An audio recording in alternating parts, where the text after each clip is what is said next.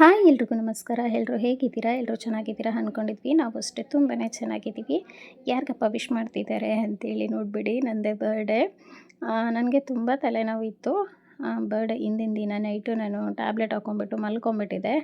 Full ನಿದ್ದೆನೇ ಮಾಡಿಬಿಟ್ಟಿದ್ದೀನಿ, ನನಗೆ ಗೊತ್ತೇ ಆಗಿಲ್ಲ. ಆದರೆ ಪಾಪ ಮಕ್ಕಳು 12 ಗಂಟೆ ಆಗೋವರೆಗೂ ಅವರು ನಿದ್ದೆನೇ ಮಾಡಿಲ್ಲ. 12 ಗಂಟೆ ಆಗೋವರೆಗೂ ಟೈಮ್ಗೋಸ್ಕರ ವೆಯ್ಟ್ ಮಾಡ್ತಾನೆ ಇದ್ದಾರೆ, ಕರೆಕ್ಟಾಗಿ 12 ಗಂಟೆಗೆ ವಿಶ್ ಮಾಡಬೇಕು ಅಂತೇಳ್ಬಿಟ್ಟು. ಬಟ್ ನಾನು ಇವತ್ತು ನೋಡಿಬಿಟ್ಟೆ ಬೇಗನೆ ನಿದ್ದೆ ಮಾಡಿದ್ದೀನಿ. ನಾನೇ ಹೇಳ್ಬೇಕಂದ್ರೆ ಇಷ್ಟೊತ್ತಿಗೆ ನಾನು ನಿದ್ದೆನೇ ಮಾಡೋದಿಲ್ಲ, ತುಂಬ ಲೇಟಾಗೆ ನಾನು ಮಲಗೋದು.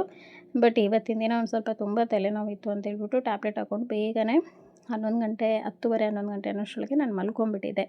ಪಾಪ ಮಕ್ಕಳು ಮಲ್ಕೊಂಡಿಲ್ದಂಗೆ ಟೈಮ್ ಆಗಲಿ ಅಂತೇಳ್ಬಿಟ್ಟು ಅವ್ರು ಏನೇನೋ ಇದು ಮಾಡಿಕೊಂಡು ಸಾಂಗೆಲ್ಲ ಎಡಿಟ್ ಮಾಡಿ ಅದಾಗಿದ್ಮೇಲೆ ಸರ್ಪ್ರೈಸಾಗಿ ಬಂದು ವಿಶ್ ಮಾಡ್ತಾ ಇದ್ದಾರೆ.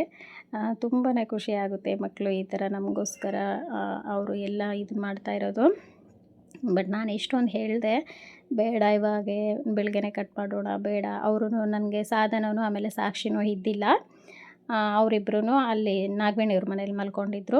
ಯಾವಾಗಲೂ ಇವರು ನೈಟಲ್ಲಿ ಕೇಕ್ ಕಟ್ ಮಾಡಿಸ್ತಾ ಇರ್ತಾರೆ, 12 ಗಂಟೆಗೆ ಒಂದು ಸರಿ, ಮತ್ತು ಮಾರ್ನಿಂಗು ಬರ್ಡೇ ದಿನ ಸಂಜೆ ಎಲ್ಲಾದರೂ ಹೊರಗಡೆ ಹೋಗಿರ್ತೀವಿ. ಬಟ್ ನನಗೇನು ಬೇಡ ಅಂತ ಹೇಳಿದ್ರು ಕೇಳೋದಿಲ್ಲ. ತಗೊಂಡು ಬಂದು ಇನ್ನೇನು ಕಟ್ ಮಾಡಿಸಿದ್ರು. ಅಷ್ಟೊತ್ತಿಗೆ ಎದ್ಬಿಟ್ಟು ಅರ್ಧ ನಿದ್ದೆದಲ್ಲಿ ಎದ್ಬಿಟ್ಟು ಕೇಕೆಲ್ಲ ಕಟ್ ಮಾಡಿಬಿಟ್ಟು ತಿಂತಾಯಿದ್ದೀವಿ ನೋಡಿ. ವಿಡಿಯೋ ಎಲ್ಲೇ ಸ್ಕಿಪ್ ಮಾಡಬೇಡಿ, ವಿಡಿಯೋ ಫುಲ್ ನೋಡಿ. ತುಂಬಾ ಚೆನ್ನಾಗಿದೆ. ಈ ವಿಡಿಯೋದಲ್ಲಂತೂ ಒಂದು ತುಂಬ ಖುಷಿಯಾದ ವಿಷಯಗಳಂತೂ ತುಂಬಾ ಇದೆ. ವಿಡಿಯೋ ಎಲ್ಲೂ ಸ್ಕಿಪ್ ಮಾಡಬೇಡಿ, ವಿಡಿಯೋ ನೋಡಿ.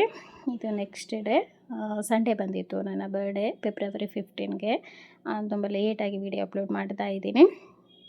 ಫೆಬ್ರವರಿ 15 ಸಂಡೇ ಆಗಿರೋದ್ರಿಂದ ಬೆಳಗ್ಗೆನೇ ಎದ್ಬಿಟ್ಟು ಮನೆ ಕೆಲಸ ಎಲ್ಲ ಮಾಡಿಬಿಟ್ಟು ಬೆಳಗ್ಗೆನೇ ಚರ್ಚಿಗೆ ಹೋಗಿದ್ವಿ. ನಿಮ್ಗೆಲ್ರಿಗೂ ಗೊತ್ತಿರುವ ಹಾಗೆ ಸಂಡೇ ಆದ್ರೇ ಚರ್ಚಿಗೆ ಹೋಗ್ತಾ ಇರ್ತೀವಿ. ಏನೇನೋ ಚರ್ಚಿಗೂ ಹೋಗ್ಬಿಟ್ಟು ಚರ್ಚೆಲ್ಲ ಮುಗಿಸ್ಕೊಂಡು ಅಲ್ಲಿಂದನೇ ಅತ್ತೆ ಮನೆಗೆ ಹೋದ್ವಿ. ಅತ್ತೆ ಮನೆಗೆ ಹೋಗ್ಬಿಟ್ಟು ಒಂದು ಸ್ವಲ್ಪ ಎಲ್ಲ ಕುಂತ್ಬಿಟ್ಟು ಮಾತಾಡಿ ಅತ್ತೆನ ಹತ್ರ ಆಶೀರ್ವಾದ ಎಲ್ಲ ತಗೊಂಡು ಒಂದು ಸ್ವಲ್ಪ ವೀಡಿಯೋಸು ಫೋಟೋಸು ಎಲ್ಲ ತಗೊತಾ ಇದ್ವಿ.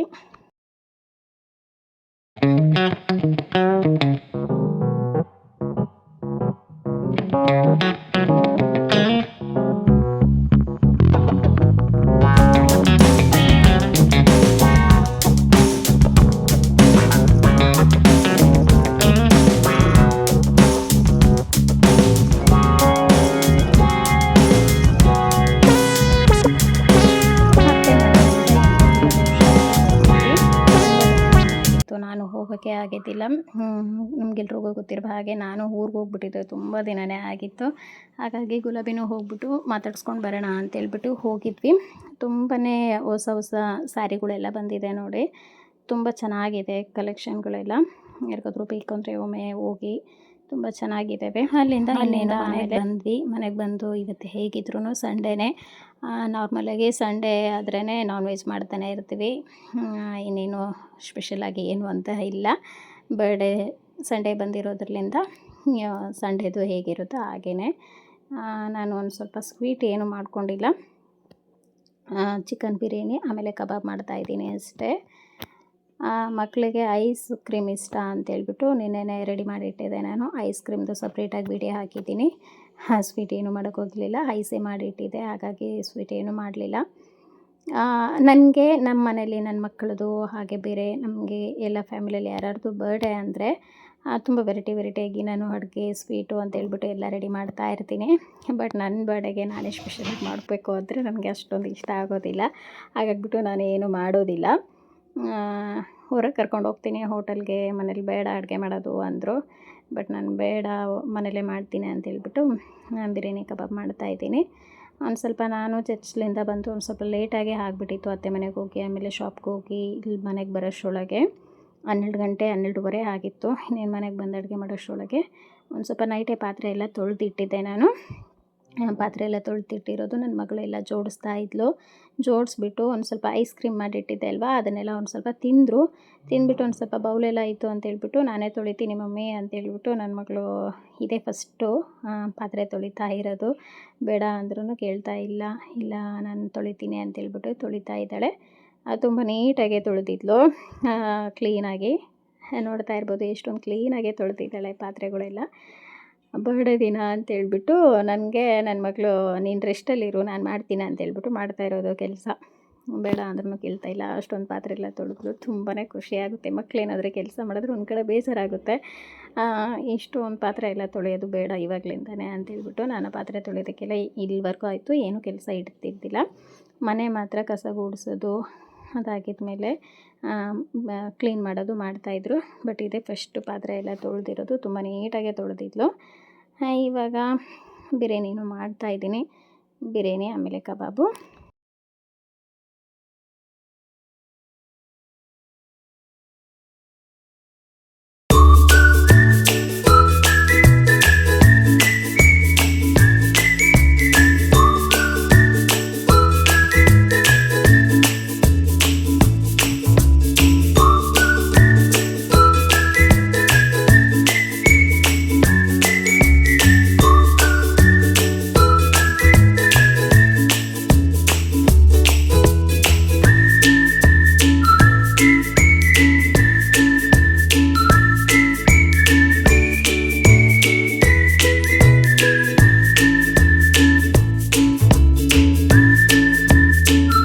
ಅಡುಗೆನೂ ಆಯಿತು. ಅಡುಗೆ ಆಗಿದ್ಮೇಲೆ ಅರ್ಧರ್ಗೂ ಒಂದು ಸ್ವಲ್ಪ ಕೊಟ್ಟು ಕಳಿಸಿದೆ ಬಿರಿಯಾನಿ ಕಬಾಬು. ಫಸ್ಟ್ ಅವ್ರಿಗೆ ಕೊಟ್ಟು ಕಳಿಸಾಗಿದ್ಮೇಲೆ ಇನ್ನೇನು ನಾವು ಊಟಕ್ಕೆ ಕೂತ್ಕೊಂಡ್ವಿ. ಸಿಂಪಲ್ಲಾಗಿ ತುಂಬ ನಾನು ಐಟಮ್ಸ್ ಏನು ಮಾಡೋಕ್ಕೆ ಹೋಗಲಿಲ್ಲ. ಟೈಮ್ ಇರಲಿಲ್ಲ, ನನಗೆ ತುಂಬ ಟೈಮ್ ಆಗಿತ್ತು. ಹಾಗಾಗ್ಬಿಟ್ಟು ನಾನೇನು ಮಾಡೋಕ್ಕೂ ಹೋಗಲಿಲ್ಲ. ಬಿರಿಯಾನಿ ಕಬಾಬ್ ಅಷ್ಟೇ ಅವ್ರಿಗೂ ಕೊಟ್ಟು ಕಳಿಸಾಗಿದ್ಮೇಲೆ ಇನ್ನು ನಾವೆಲ್ಲ ಕುಂತ್ಕೊಂಡ್ಬಿಟ್ಟು ಊಟನೂ ಮಾಡಿದ್ವಿ. ನಮ್ಮ ತಮ್ಮನೂ ಬಂದಿದ್ದ, ಇಲ್ಲೇ ಹಾಸ್ಟೆಲಲ್ಲಿ ಇರೋದು, ಓದ್ತಾ ಇದ್ದಾನೆ, ಅವನು ಬಂದಿದ್ದ. ಎಲ್ಲರೂ ಕುಂತ್ಕೊಂಡ್ಬಿಟ್ಟು ಇನ್ನೇನು ಊಟ ಮಾಡಿದ್ವಿ.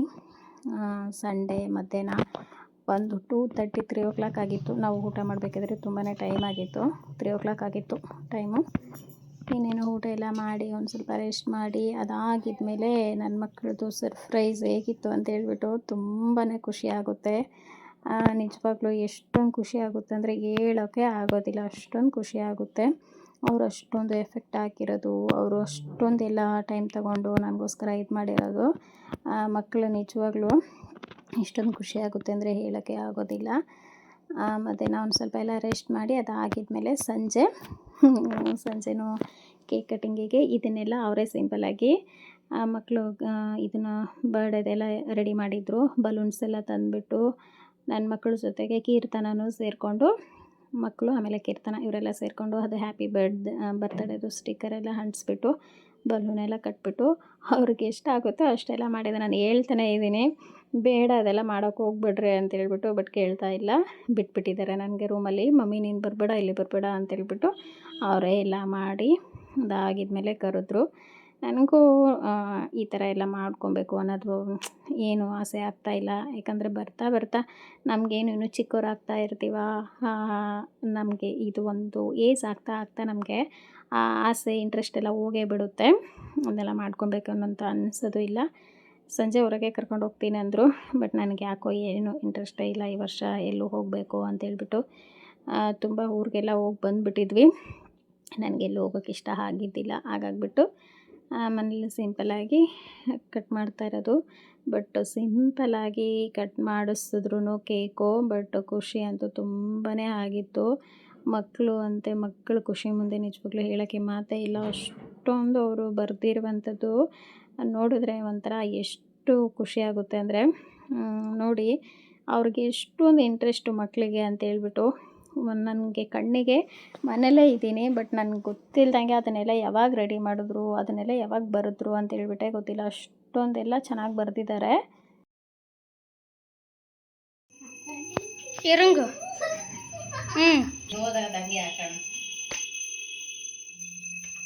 Happy birthday, Mummy. I love you, Mummy. I love you so much, Mummy. You are so beautiful and cute, Mummy. And you, Hugly, your best mother in the world. Love you, Mummy.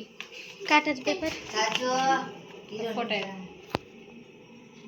இது கொஞ்சம் open பண்றது. அத கொஞ்சம் first ஸ்டார்டிங்ல நீ கொஞ்சம் open பண்ணு.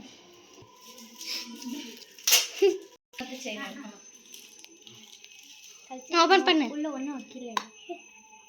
எங்க? Gold silver locket. இப்படி ஜிம்கா மாதிரி. ஐயோ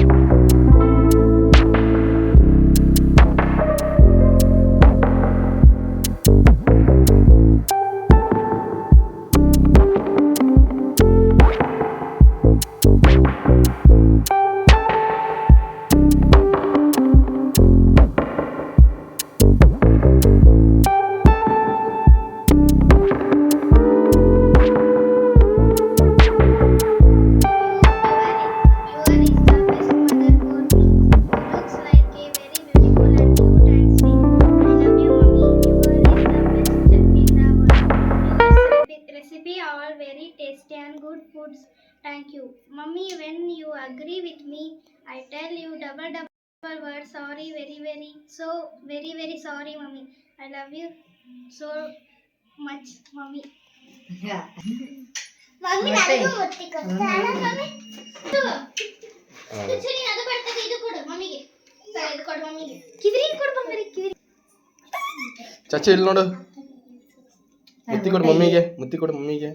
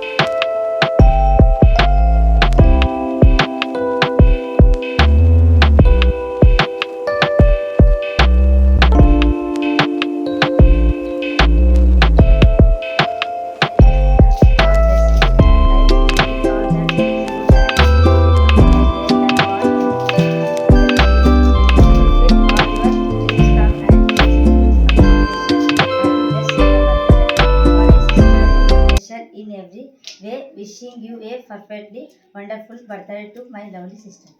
ನೋಡಿದ್ರಲ್ವಾ ಎಷ್ಟೊಂದು ಖುಷಿ ಆಗುತ್ತೆ ಅಲ್ವಾ. ಈ ಖುಷಿನ ಹೇಳೋಕ್ಕೆ ಆಗೋದಿಲ್ಲ. ನಿಜವಾಗ್ಲೂ ಒಂದು ನಿಮಿಷ ಕಣ್ಣಲ್ಲಿ ನೀರೇ ಬರೆಸ್ಬಿಡ್ತು. ಅಷ್ಟೊಂದು ಖುಷಿ ಆಗಿಬಿಟ್ಟಿತ್ತು. ನಮಗೋಸ್ಕರ ಮಕ್ಕಳು ಇಷ್ಟೆಲ್ಲ ಬರೆದು ಇಷ್ಟೊಂದೆಲ್ಲ ಗಿಫ್ಟೆಲ್ಲ ರೆಡಿ ಮಾಡೋದು ನಿಜವಾಗ್ಲೂ ಅದು ಹೇಳೋಕ್ಕೆ ಆಗೋದಿಲ್ಲ. ಅಷ್ಟೊಂದು ಖುಷಿ ಆಗುತ್ತೆ. ಆ ಗಿಫ್ಟೆಲ್ಲ ಹೋಗ್ಬಿಟ್ಟು ತೊಗೊಂಡು ಬಂದು ಈ ಥರ ಎಲ್ಲ ಬರೆದು ಅವರು ಇಷ್ಟೊಂದು ಟೈಮೇ ಸ್ಪೆಂಡ್ ಮಾಡಿ ಬರೆದು ಇಷ್ಟೊಂದೆಲ್ಲ ಮಾಡಿ ಕೊಡೋದು ನಿಜವಾಗ್ಲೂ ಖುಷಿ ಹೇಳೋಕ್ಕೆ ಆಗೋದಿಲ್ಲ. ತುಂಬಾ ಖುಷಿಯಾಗಿತ್ತು. ನಿಮ್ಮ ಮನೇಲೂ ಮಕ್ಕಳು ಈ ಥರ ಮಾಡಿದ್ರೆ ನಿಮಗೆ ಎಷ್ಟೊಂದು ಖುಷಿ ಆಗುತ್ತೆ ಅಲ್ವಾ. ಆ ಖುಷಿ ಮುಂದೆ ಹೇಳೋಕ್ಕೆ ಮಾತೇ ಇರೋದಿಲ್ಲ. ನಿಜವಾಗ್ಲೂ ತುಂಬ ಖುಷಿಯಾಗುತ್ತೆ. ಎಷ್ಟು ಗ್ರ್ಯಾಂಡಾಗಿ ಸೆಲೆಬ್ರೇಷನ್ ಮಾಡ್ಕೊತೀವಿ ಅನ್ನೋದು ಇಂಪಾರ್ಟೆಂಟ್ ಅಲ್ವೇ ಅಲ್ಲ. ಮಕ್ಕಳು ಈ ಥರ ಖುಷಿಯಿಂದ ಅವರು ಬರೆದು ಕೊಡೋದೇ ತುಂಬ ಇಂಪಾರ್ಟೆಂಟ್ ಆಗಿರುತ್ತೆ. ಆ ಖುಷಿನ ನಿಜವಾಗ್ಲೂ ಹೇಳೋಕ್ಕೂ ಆಗೋದಿಲ್ಲ. ಅಷ್ಟೊಂದು ಖುಷಿ. ನನ್ನ 4 ಮಕ್ಕಳು ಅಷ್ಟೇ, ಒಬ್ರಿಗಿಂತ ಒಬ್ಬರು ಎಲ್ಲರೂ ಈ ಥರ ಎಲ್ಲ ರೆಡಿ ಮಾಡಿ ಕೊಟ್ಟು ಅದನ್ನೆಲ್ಲ ಬರೆದು ಅವ್ರ ಪ್ರೀತಿನ ಅಷ್ಟೊಂದು ಇದು ಮಾಡ್ತಾರಲ್ವ, ಅದನ್ನು ಹೇಳೋಕ್ಕೆ ಮಾತಿಲ್ಲ.